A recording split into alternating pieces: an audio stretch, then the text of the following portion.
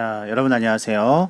선생님과 프론티어 사이언스 그 마지막 단원인 생명의 본질 두 번째 단원에 대해서 같이 공부하도록 하겠습니다. 자, 이번 단원에서는 이전에 첫 번째에 이어서 우리 생물의 물질 대사 작용과 그 다음에 자기 복제가 DNA에 있는 유전 정보, 유전자에 의해서 이루어짐을 같이 보고요.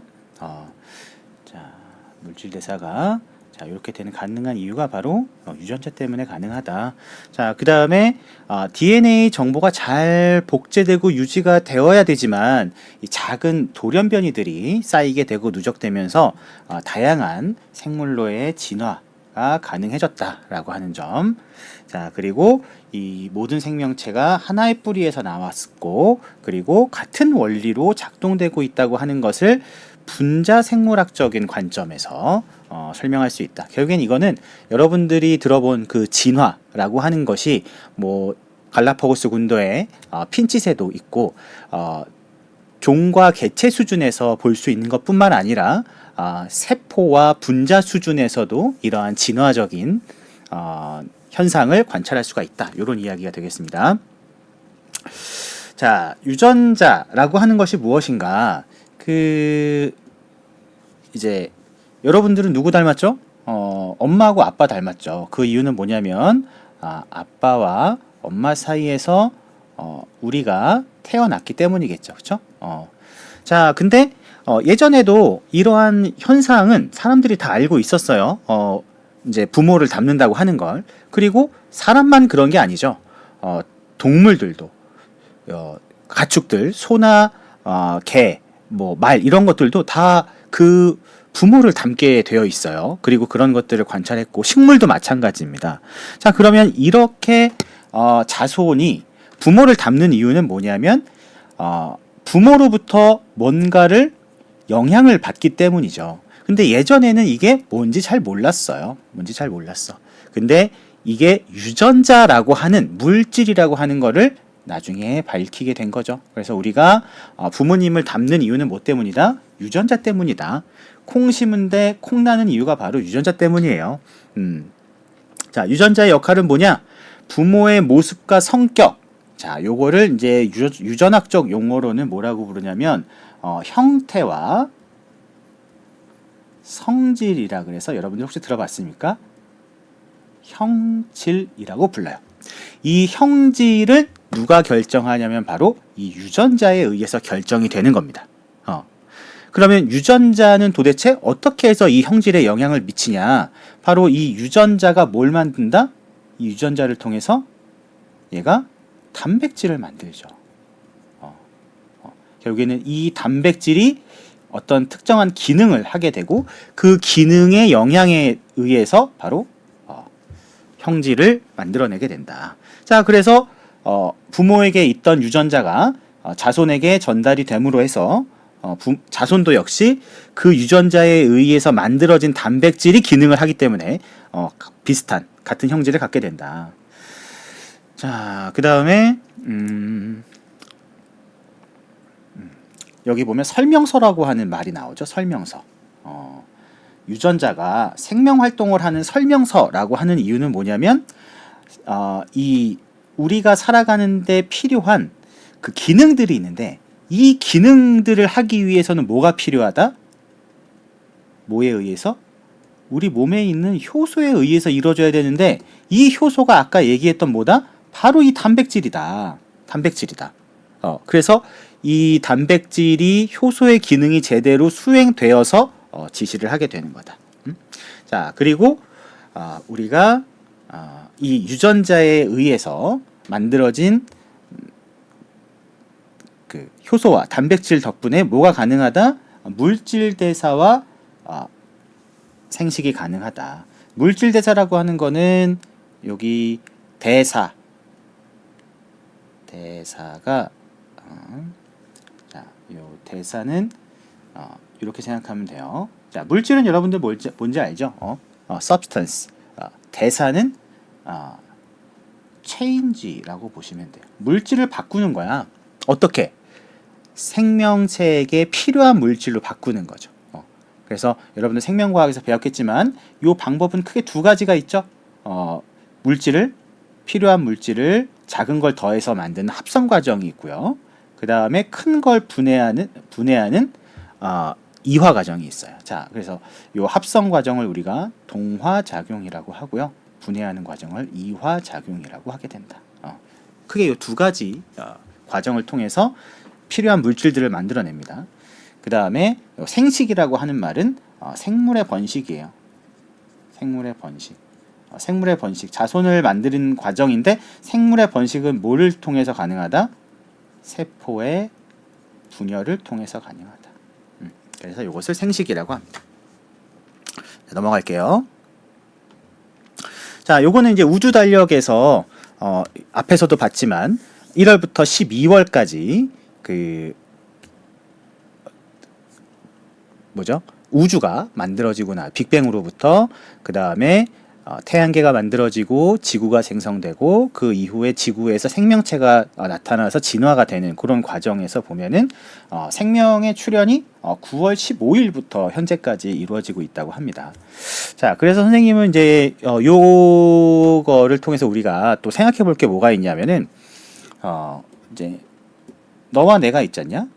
자, 우리는 반드시 누굴 갖냐 하면 엄마 아빠를 가져요. 그쵸? 부모가 없이 태어날 순 없어. 이게 바로 생명의 연속성이거든요. 그러면 우리의 엄마 아빠는 반드시 또 누굴 갖냐 하면 엄마 아빠를 낳아준 또 엄마 아빠, 할머니 할아버지가 있어요. 그 다음에 할머니 할아버지도 그 위에 또 할머니 할아버지를 낳아준 또 엄마 아빠가 있죠. 자, 우리는 이렇게 계속 그 위에 부모가 있어야만 존재를 할 수가 있단 말이죠. 그러면 지금의 나로부터 과연 언제까지 이게 이어질까요? 언제까지? 쭉 한번 올라가 봅시다. 자, 지금으로부터 1990년대 그리고 그 이전에 일제강점기 시대 그리고 그 이전에 대한제국, 조선시대, 고려시대, 삼국시대 계속 올라가겠죠? 그리고 선사시대 그리고 그 이전에 기록으로 남기 이전에도 분명히 우리의 조상들은 있었어야 했을 거예요. 그리고 그 이전에 인류와 포유동물이 나타나기 이전으로 또 올라가게 되죠. 신생대, 중생대, 고생대, 선캄브리아대. 아마 우리는 어디에서부터 시작된 거냐면 지금은 최초의 생명체였다고 알려진 게 바로 남조류죠. 남조류. 남세균. 자, 그래서 이 기간이 얼마나 되냐면 35억 년 정도 돼요. 지금 여기 내가 있기까지 35억 년이라고 하는 시간이 걸린 겁니다. 그리고 그 시간이 1년 중에 약 9월 15일부터 시작됐다고 하는 겁니다. 그러니까 우리는 35억 년 전에 최초의 생명체로부터 지금까지 단 한 번도 생존과 번식에 실패하지 않은 개체들의 후손인 거예요. 좀 의미 있지 않나요? 그죠? 지금 내가 어떠한 모습이든지 간에 저기 밖에 있는 저 나무가 또는 보이지도 않는 그런 작은 벌레나 미생물들도 35억 년 전부터 지금까지 이 지구라고 하는 환경에 적응해서 생존과 번식을 성공적으로 수행해 왔던 그런 생물들인 것이다. 자, 그래서 진화라고 하는 건 스케일이 좀 굉장히 크다. 자, 그러면 이제 본격적으로 유전 물질에 대해서 같이 볼게요. 자, 유전 물질은 여러분들 알다시피 DNA죠. DNA는 디옥시리보 뉴클레익 엑시드의 약자입니다. 자, 요거는 그 처음에 이제 핵산이라고 하는 물질이 있었어요. 핵산. 이 핵산은 말 그대로 핵에 있는 산성 물질이에요. 자, 이거 존재를 어떻게 알았냐면은 예전에 피셔라고 하는 의사가 있었는데 이 의사가 그 외과 의사였거든요. 이제 외과 수술을 하게 됩니다. 수술을 하게 되면 경우에 따라서는 이제 환자에게서 고름 같은 것들이 많이 나오게 돼요. 고름. 자, 여기 환자에게서 고름이 나왔어요. 자, 근데 여러분들 이 고름은 뭐하고 뭘로 이루어져 있냐면은 그 병원체인 세균과 이를 제거하는 면역 세포들, 특히 이제 백혈구들이 세균을 잡아먹고 나서 그 결과 이제 만들어진 그 시체들인 거죠. 그렇죠? 이제 요게 쌓여 있는 겁니다. 그래서 이제 피셔가 그 외과 수술을 하고 나서 환자의 고름을 이렇게 버켓에다가 담아놨어요. 근데 이 고름을 담아놓은 요 이제 양동이를 보통 우리 같으면 그냥 버릴 텐데 뭐에 쓸 데가 있었는지 모르겠지만 피셔는 이거를 그 어느 창고에다가 넣어놨었나 봐요. 그리고 잊어버렸었다가 나중에 얘를 이제 보니까 어떻게 돼 있었냐면은 그 고름이 층이 분리가 돼가지고 위에 하얀 게 떠 있었던 거예요. 여기 뭔가 하얗게 떠 있네. 자, 이제 그러면 보통 평범한 나 같은 사람은 어떻게 할 거냐면은 아, 이거 내가 잊어버리고 깜빡했네 라고 하고 버릴 텐데 피셔는 이거를 왜 그런지 모르겠지만 찍어 먹어봤대요. 그랬더니 무슨 맛이 났다? 여기서 신맛이 나는데? 신맛? 이건 무슨 물질이지? 산성 물질이네. 그러면 이 백혈구에는 적혈구와 다르게 뭐가 있냐면은 핵이라고 하는 게 관찰이 되죠. 그렇죠? 아, 핵에 있는 산성 물질이라는 게 있어. 그게 바로 핵산이에요. 그리고 이 핵산은 크게 그 어떤 당을 쓰냐에 따라서 두 가지 종류로 나뉘어지게 되는데 리보스 당을 쓰는 알핵산이 있고요. 여기에서 산소가 하나 빠진 디옥시리보스를 쓰는 디핵산이 있는 거죠. 이게 뭐야? 각각 RNA와 DNA인 거죠. 그래서 DNA는 디핵산, 디옥시리보 핵산이라고 부릅니다. 자, 세포의 핵 속에 있는 산성을 띠는 물질이다. 자, 이때까지만 해도 핵산이라고 하는 물질은 알았지만 이것이 유전 물질이라고 하는 것은 알지 못했어요. 그것은 나중에 조금 시간이 지나서입니다. 자, 그 다음에 핵 속에 산성 물질을 띠고 있는 산성을 띠고 있는 건데 그러면 모든 세포가 핵이 있느냐? 그렇지 않죠. 그 세포는 핵이 있는 진핵세포가 있고 진핵생물이 있고 그 다음에 핵이 없는 원핵이 있죠. 원핵이 있어요. 그래서 얘는 핵이 있고요. 얘는 핵이 없습니다. 그러면 이 원핵에 해당하는 게 뭐가 있냐면은 얘가 이제 세균이 있죠. 세균. 이 세균들은 세포막이 이렇게 있고 뭐 편모 같은 것도 있어요. 그러면 유전 물질이 핵이 없기 때문에 핵 안에 포장되어 있는 것이 아니라 그냥 세포질에 이렇게 널려 있습니다. 이렇게 널려 있어요. 그래서 여기 보면 박테리아는 세균은 원핵 생물은 핵이 없기 때문에 세포질에 없이 그냥 있습니다. 물론 아무데나 있지는 않아요. 얘네들 나름대로 고정하는 단백질이 있습니다. 자, 그 다음에 DNA는 생명체의 모든 정보를 담고 있다. 하지만 두 가지 기능만 있다고 하네요. 자, 유전 정보를 담아야 하는데 유전 정보, 인포메이션을 담으려면 뭐가 필요하냐면은 자, 여기에는 문자가 필요해요. 즉 무슨 얘기냐면 지금 우리가 보고 있는 이 PPT도 한글이라고 하는 문자가 있죠. 그리고 그것은 모음과 자음의 조합으로 인해서 의미를 담고 있다고요. 그러면 유전 정보가 핵 안에 있으려면 뭐가 필요한 거예요? 그 정보를 담을 수 있는 문자가 필요한 거죠. 자, 그래서 처음에 핵산, 즉 DNA가 유전 물질임을 알지 못했을 때는 자, 세포에 핵이라고 하는 공통된 구조가 있는데 얘네가 복제가 일어날 때 두 개로 나뉘어서 들어가더라고. 그러면 이 안에 유전 물질이 있는 거 아니야? 이렇게 이제 핵을 의심하게 됐고요. 근데 이 핵을 봤더니 이 핵 안에는 두 가지 물질이 있더라. 뭐하고 뭐다? 단백질과 DNA가 있더라. 이 둘 중에 뭘까라고 했을 때 DNA는 여러분도 알다시피 뉴클레오타이드라고 하는 공통 단위체를 가지면서 거기에 그 종류가 몇 가지가 있냐면 ATGC 총 4가지가 있는 거죠. 알파벳이 4가지가 있어. 반면에 단백질은 아미노산이 있죠. 아미노산이 20가지가 있어요. 그러니까 누가 보더라도 이 복잡한 유전 정보를 담을 수 있는 문자이려면 4개로 되어 있는 DNA보다는 이 20가지의 알파벳을 가질 수 있는 요 아미노산으로 구성된 단백질이 조금 더 우세했던 겁니다. 그래서 초반에 많은 과학자들은 이 유전 정보를 담고 있는 유전 물질로서 단백질을 후보 물질로 삼았었어요. 하지만 이제 나중에 이게 뒤집히게 되죠. 그래서 지금은 DNA가 유전 물질임을 모두 다 알고 있죠, 그렇죠?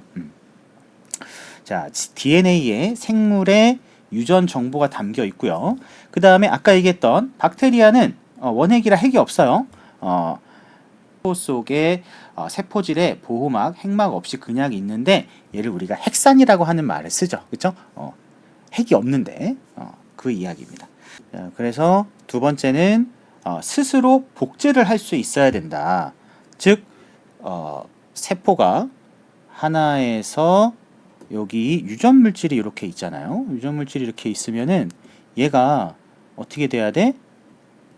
이렇게 똑같이 복제가 일어나야 얘가 이렇게 나눠 가질 수가 있다는 거죠. 자, 이렇게 나눠 가질 수가 있다. 그래서 똑같은 2개의 세포를 만들어낼 수 있어야 된다. 그러려면 스스로 복제가 되어야 된다라고 하는 이야기입니다.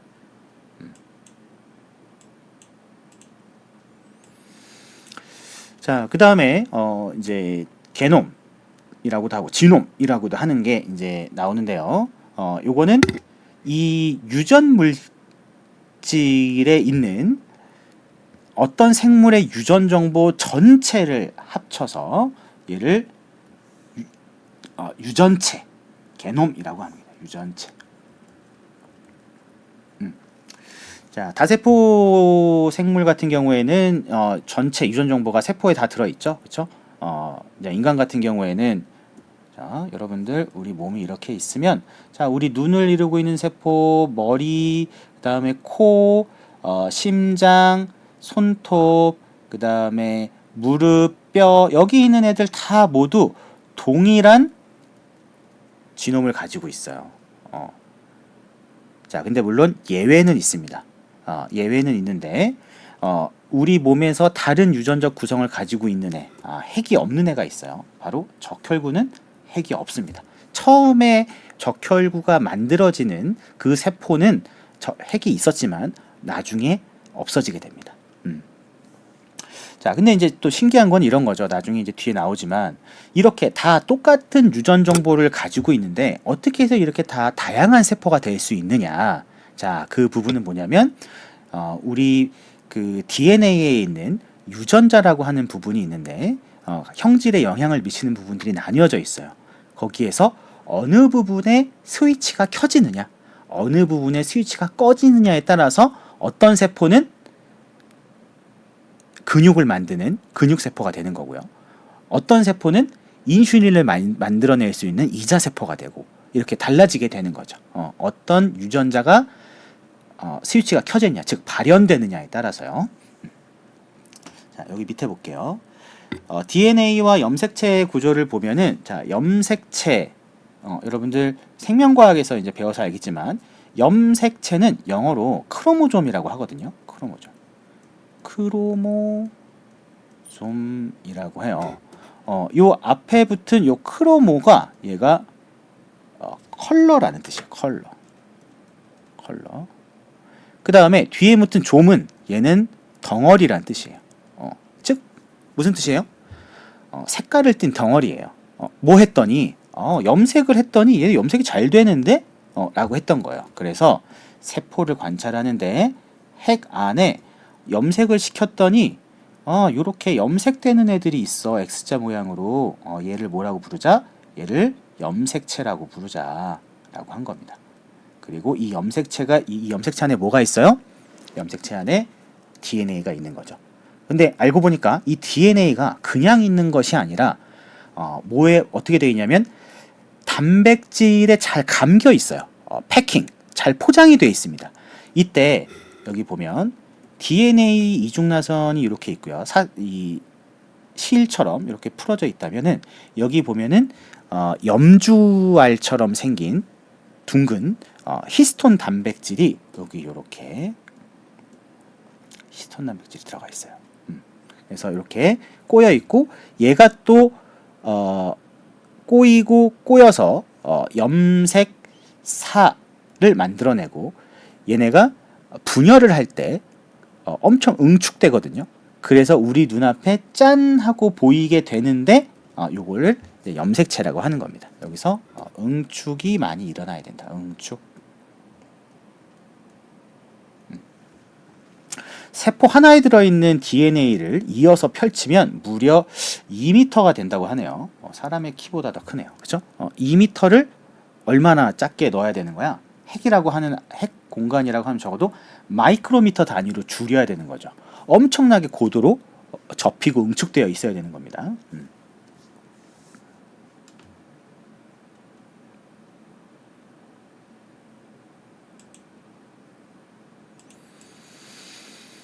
자, 이때 그 염색체의 개수와 모양과 크기는 생물마다 좀 다 다르거든요.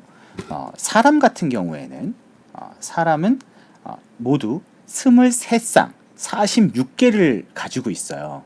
자, 여기 보면은 이 세포에 있는 염색체를 이제 크기와 모양별로 쌍을 지어서 이렇게 분류를 해놓은 거예요. 이때 보면은 크기별로 1번부터 22번까지 큰 것부터 작은 순서대로 이렇게 나열을 합니다. 그리고 나서 마지막에 한 쌍을 더 두는데 이 마지막 한 쌍을 크기별로 두지 않는 이유는 뭐냐면 얘네가 남녀를 결정하기 때문입니다. 그래서 얘네를 뭐라고 부르냐면은 이 중에서 성염색체라고 해요. 성염색체. 자, 그래서 우리는 총 23쌍 46개를 가지고 있는데 이 46개 중에서 이 46개는 어떻게 만들어지냐? 엄마의 난자와 아빠의 정자가 난자가 만나죠. 자, 난자가 만나게 되는데 요 정자에 몇 개가 있는 거죠? 정자가 46개의 절반인 23개를 아빠로부터 가지고 와요. 그리고 엄마한테 또 역시 23개를 가지고 와요. 자, 이때 23개씩 가지고 올 때 난자 같은 경우에는 22개의 X 성염색체를 가지고 옵니다. 여러분들 여자는 XX, 남자는 XY인 거 알죠? 그 다음에 정자에는 22개의 X 또는 Y 둘 중에 하나 이렇게 가져옵니다. 그렇게 해서 수정이 되면 바로 우리 수정란의 염색체가 되는 거고요. 그래서 이렇게 총 23쌍을 갖게 되는 겁니다. 그래서 여기 보면 모든 염색체는 쌍을 이루고 있는데 자, 여기 보면은 자, 쌍을 이루고 있죠. 쌍 붙어 있는 게 아니에요. 사실 떨어져 있어요. 다 떨어져 있습니다. 떨어져 있어요. 자, 이렇게 쌍을 이루고 있는 얘네들을 뭐라고 부르냐면 서로 같다고 해서 상동염색체라고 해요. 자, 이 상동염색체 만약에 이 중에 하나를 아빠한테서 받았다. 그러면 다른 하나는 반드시 누구한테 받았다? 엄마한테 받은 겁니다. 자, 그래서 아빠한테 23개의 1번부터 성염 22번까지 그 다음에 플러스 성염색체, 엄마에게서 22개 플러스 성염색체 이렇게 받아가지고 조합이 이루어지는 거죠. 자, 그때 같은 번호에 속한 요 짝들은 상동염색체라고 하더라도 엄마 아빠에게서 받는 그 정보가 다르기 때문에 세부 내용은 약간 다를 수가 있다. 무슨 내용이냐면은 자 이런 거죠. 자 아빠하고 엄마가 있는데 아빠는 쌍꺼풀이 있어요. 아빠는 쌍꺼풀이 있고 엄마는 쌍꺼풀이 없어요. 쌍꺼풀이 있고요. 쌍꺼풀이 없어요. 그 사이에서 태어난 나는 쌍꺼풀이 없네요. 자 이런 거죠. 아빠와 엄마에게서 같은 쌍꺼풀에 대한 유전자를 받았을 거예요. 같은 염색체 위에 있을 겁니다. 하지만 엄마에게서 받는 것과 아빠에게서 받는 게 다르죠. 그리고 그 결과 나에게서 그 유전자들이 특정한 형질을 나타나게끔 할 수 있다. 이런 거죠. 그죠?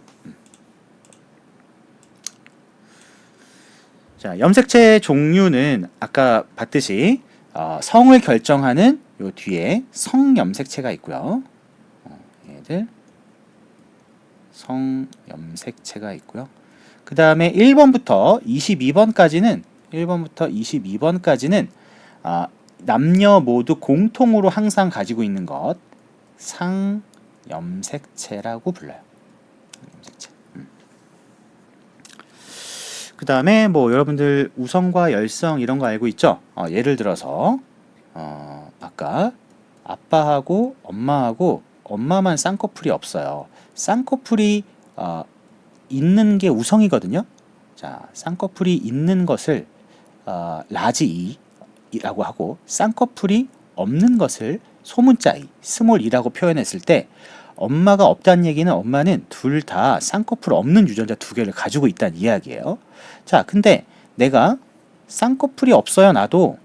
그러면 나도 스몰 E를 갖게 되는데 그러면 이 엄마 아빠에게서 받은 유전자는 반드시 아빠에게서 하나 엄마에게서 하나 받은 거거든요. 근데 이제 둘 다 없는 걸 받은 거죠. 근데 아빠를 한번 볼까요? 아빠는 분명히 나에게 쌍꺼풀이 없는 유전자를 줬기 때문에 아빠는 반드시 이걸 가지고 있어요. 하나는 가지고 있어야 돼. 하나는 가지고 있어야 돼. 근데 본인은 쌍꺼풀이 있어. 그러면 어떻게 되는 거야? 이렇게 서로 다른 유전자를 가지고 있을 겁니다. 자, 근데 이 두 가지를 가지고 있지만 아빠는 어떻게 표현이 됐죠? 쌍꺼풀이 있죠. 그러면은 어떻게 되는 거야?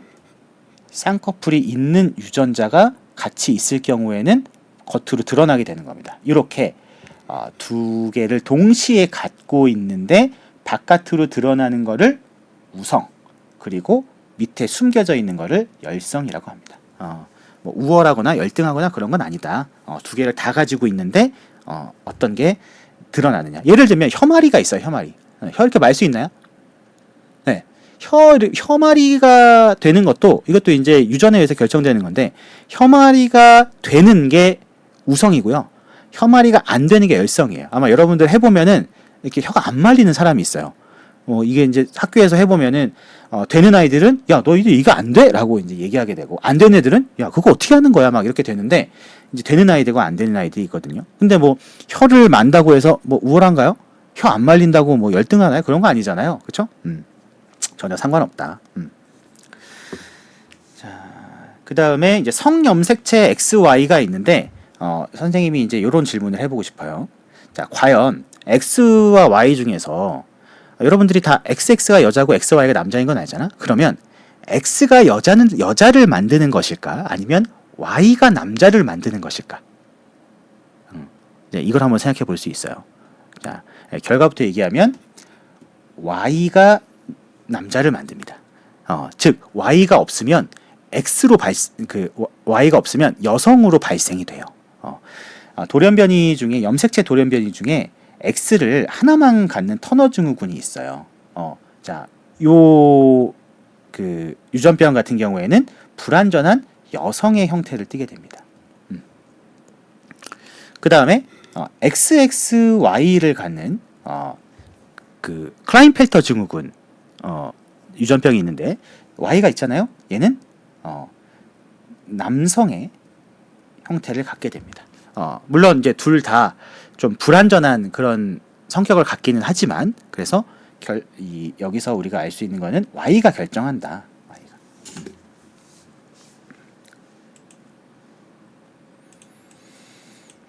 그다음에 DNA 이중나선 구조와 뉴클리오타이드, 요건 이제 여러분들 통합과학에서 배워서 알고 있을 겁니다. 여기 뉴클리오타이드 부분을 보면 DNA를 이루고 있는 기본 단위예요. DNA 이중나선이 사다리를 풀어보면 이렇게 되어 있고요. 요 사이사이에 이렇게 염기가 이렇게 들어가 있어요.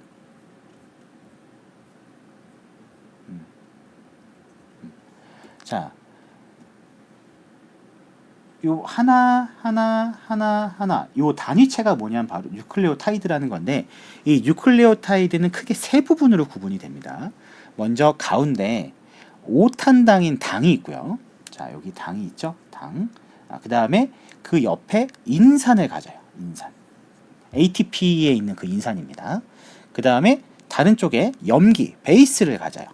이 염기의 종류가 몇 가지가 있는 거야? 여기에 ATGC 4가지가 있는 겁니다. 그리고 이 염기들은 서로 상보적인 결합을 한다고 배웠죠. 그렇죠? 모아 A와 T가 상보적인 결합을 하고요. 그 다음에 G와 C가 서로 상보적인 결합을 하게 되죠. 그렇죠? 그래서 얘네가 서로 이렇게 마주보고 있으면서 얘가 이렇게 사다리 모양을 하게 되고 이렇게 꼬여 있는 거죠. 그렇죠? 자, ATGC 한번 볼게요. A가 아데닌이고요. 아데닌, 그다음에 티민, 구아닌, 사이토신. 자, 이렇게 이름을 부르게 된다. 자, 넘어가겠습니다. 자, 그다음에 요거 이제 선생님이 방금 설명했던 거고요.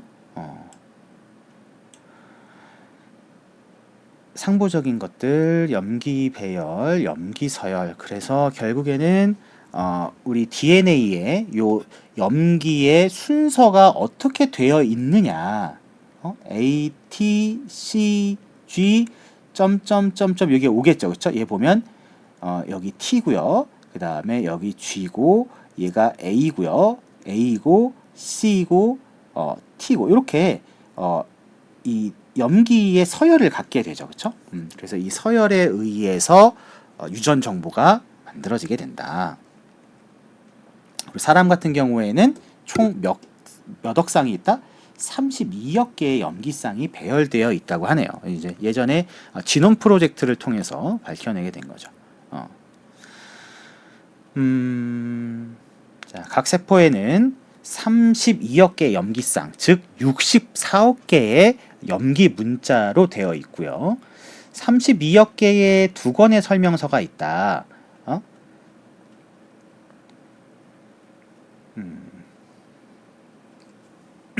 자, 이거 무슨 내용이냐면은 아까 우리가 46개 중에 아빠로부터 23개, 엄마로부터 23개를 받았다고 했죠? 그쵸? 그래서 요게 각각 하나가 32억 개씩, 32억 쌍씩 이렇게 있는 겁니다. 한 권은 아버지, 한 권은 어머니에게서 받은 거다. 그래서 우리의 형질들, 눈 색깔, 그 다음에 키, 뭐 여러분들 많은 그런 형질들 있죠? 여러분들의 모든 것들이 다 엄마 아빠에 의해서 결정이 되는 거다. 여러분들이 똑똑하고 키 크고 잘생긴 거 누구 덕이야? 엄마 아빠 덕인 거죠. 혹시 그렇지 않다면 누구 덕이야? 엄마 아빠 덕인 겁니다. 알겠죠? 전부 다 엄마 아빠에게서 받은 유전 정보에 의해서 결정이 된다. 그렇기 때문에 같은 부모에게서 나온 여러분들 형제 있죠? 형제라고 하더라도 서로 다른 이유가 뭐냐? 엄마 아빠에게 다른 것을 받을 수 있고 그 조합에 의해서 결정되기 때문이다. 자, 그 다음에 이제 유전자에 대한 게 있어요. 자, 유전자는 여기 보면 우리가 가지고 있는 염색체는 아까 염색사가 많이 응축되어 있는 거라고 했죠. 그래서 얘를 풀고 히스톤 단백질을 빼서 하나의 긴 실로 이렇게 둡니다. 자, 그러면 엄청나게 많은 부분이 있을 텐데 여기에서 모든 염기 서열이 다 의미 있는 부분이 아니라 진짜 생물의 구조와 기능이 적혀 있는 알짜배기. 이 말이 좀 웃긴데요. 이 알짜배기 부분이 의미하는 게 뭐냐? 여기 있는 정보로 뭐를 만드냐면 단백질을 만들어. 그래서 이 단백질 합성 정보가 있는 구간만을 뭐라고 부르는 거야? 유전자로 부르기로 한 거야. 그러니까 모든 부분 32억 쌍이 전부 다 유전자가 아니라 그 중에서 굉장히 적은 부분만이 이런 정보를 가지고 있는 유전자에 해당한다는 겁니다. 그리고 이것을 우리는 쥐인이라고 불러요.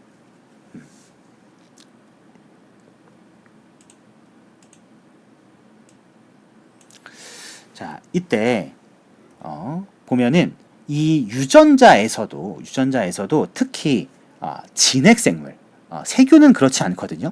세균은 정말 딱 단백질 합성 정보가 다 들어있어요.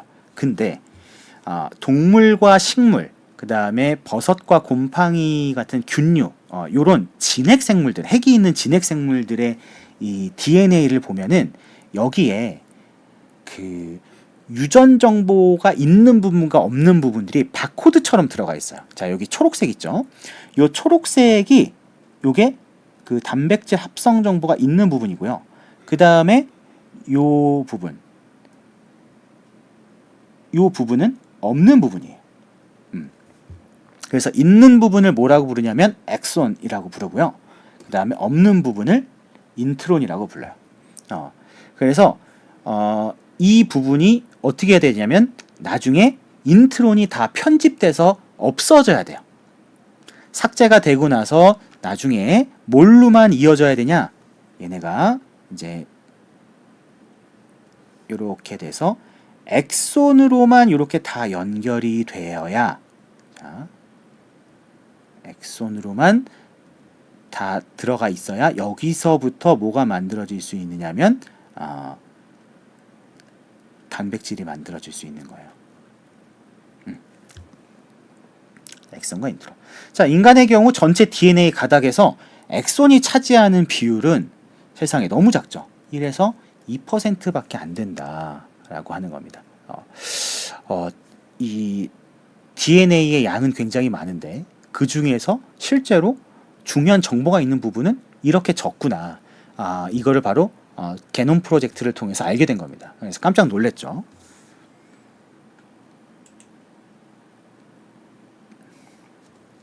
자, 그래서 처음에는 이 인트론 부분을 과학자들이 뭐라고 그러냐면 정크 DNA, 쓰레기 DNA라고 불렀어요. 쓸모없는 부분이다. 하지만 나중에 이제 연구가 되면서 사실은 거기에 그 단백질을 합성하는 정보는 없지만 유전자의 발현, 즉 스위치를 키냐 끄냐 이런 것들을 조절하는 그런 부분들이 같이 있더라라고 하는 것들이 이제 연구를 통해서 밝혀지게 돼요. 그래서 지금도 연구를 하고 있고요.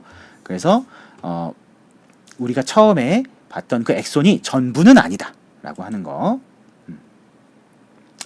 그 다음에 이제 회문 구조라고 하는 게 나오는데 회문 구조는 어디서 많이 발견되냐면 얘는 회문 구조는 그 여러분들 제한 효소라고 들어봤어요? 제한 효소? 그 크리스퍼 가위 들어봤죠? 그 유전자를 잘라서 편집하는 데 쓰이는 바로 기술입니다.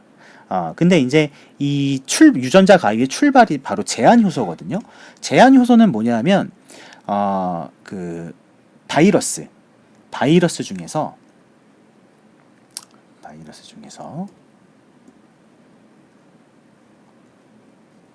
우리의 친구 대장균 같은 세균을 숙주로 삼는 그런 바이러스들이 있어요. 이런 애들을 이제 박테리오파지라고 하는데요. 자, 이런 애들을 파지라고 하는데 파지죠. 요 박테리오파지의 이제 그 바이러스가 요 박테리아와의 결합을 해서 여기에 이렇게 결합을 해서 본인이 가지고 있는 유전 물질을 안으로 찔러 넣습니다. 그러면은 이 세균은 여기 있는 이 유전 정보가 네 건지 남의 건지 구분을 하지 못하고 본인이 가지고 있는 효소를 이용해서 복제를 하게 되죠. 그러면 이러한 것도 만들어내고 그 다음에 이런 것도 만들어냅니다. 껍질도 만들어야죠. 껍질도 만들어냅니다.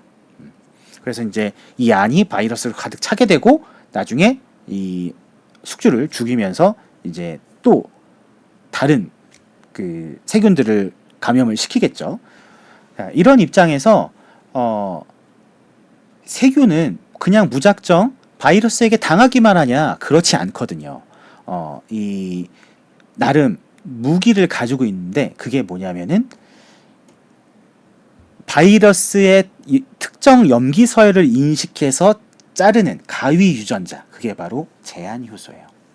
근데 이 제한 효소의 특징이 뭐냐면 제한 효소를 암호화하는 그 부분의 양 옆으로 예를 들어서 여기가 제한 효소가 있어. 대장균에 제한 효소가 있어. 그러면 양 옆으로 앞으로 읽거나 뒤로 읽거나 똑같은 구조의 염기 서열로 되어 있어요. 예를 여기 한번 볼까요? 여기 한번 볼게요. GATC, GATC. 반대편은 상보적이니까 똑같죠. CTAG, CTAG로 되어 있다는 겁니다.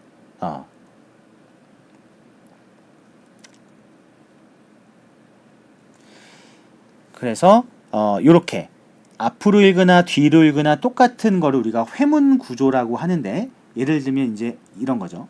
예전에 우영우에 나왔던 거. 기러기, 토마토, 스위스, 우영우. 자, 이런 것들이 이제 앞으로 읽거나 뒤로 읽거나 똑같은 거죠. 그렇죠?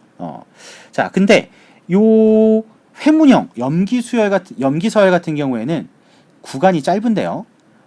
진화 과정에서 이곳저곳으로 끼어들면서 자리를 쉽게 옮겨갔대요. 그래서 새로운 형질들을 만들어내고 이런 것들이 돌연변이를 통해서 다양성을 많이 만들어냈다. 이런 이야기를 하게 됩니다. 그래서 이렇게 앞뒤로 읽어도 똑같은 그런 부분들이 DNA에는 존재한다. 이 정도만 알면 될 것 같아요.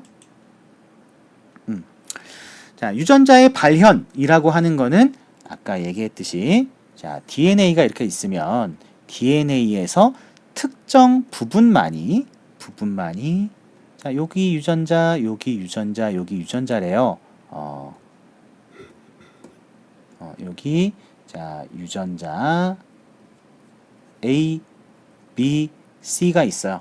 그러면 여기에 있는 이 유전자로부터 RNA가 전사가 되고 그걸로부터 아미노산 서열로 바뀌게 되는데 요 아미노산으로 만들어진 요것이 접히고 꼬여서 3차원의 입체 구조를 갖게 되고 그것이 바로 특정한 기능을 수행을 하게 된다라고 하는 겁니다. 자, 결국에는 중요한 건 바로 이 단백질의 기능이거든요. 근데 이 기능을 결정하는 게 뭐냐면 기능을 누가 결정해? 바로 이 단백질의 구조가 결정한다는 거죠. 어떻게 만들어지냐. 그러면 이 단백질의 구조를 누가 결정해? 바로 아미노산 서열.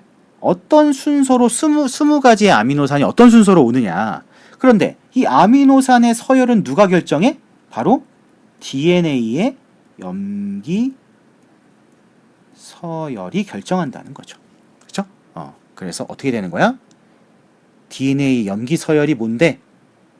얘가 유전자죠. 유전자. 단백질의 기능이 뭔데? 얘가 바로 형질이죠. 얘가 기능을 통해서 물질 대사를 하는 거니까요. 그래서 유전자가 뭘 결정한다는 거야? 형질을 결정한다는 거야. 넘어가겠습니다. 자, 여기 이제 아까 선생님이 얘기했던 겁니다. 그래서 간, 피부, 근육, 장기, 손톱, 발톱, 눈 이런 거 전부 다 단백질이고 제일 중요한 효소. 물질 대사가 아까 뭐가 있다고 했었냐면은 물질 대사가 크게 물질을 합성하는 동화와 분해하는 이화작용이 있다고 했잖아요. 이렇게 내가 필요한 물질을 만들어내는 이 과정이 뭐가 있어야 되냐면 바로 효소가 있어야 되는 거예요. 그냥 기다려서는 일어나지 않습니다. 그 화학 반응을 촉진시켜주는 효소가 있어야 그 기능을 할 수 있는 겁니다. 자, 좀 어려운 분자 생물학에 대한 이야기들을 좀 했는데요. 다음 시간에는 이제 요거에 이어서 아까 맨 처음에 얘기했던 거, 우리 유전 물질이라 함은 유전 물질은 두 가지를 가능해야 된다 그랬죠. 두 가지가 하나는 바로 유전 정보를 담고 있어야 돼. 그 다음에 두 번째는 얘가 스스로 복제를 할 수 있어야 돼 라고 했었죠. 그래서 요거 다음 시간에는 어떻게 복제가 가능한가에 대해서 그 방법적인 부분을 같이 보도록 하겠습니다. 자, 여러분 수고했어요.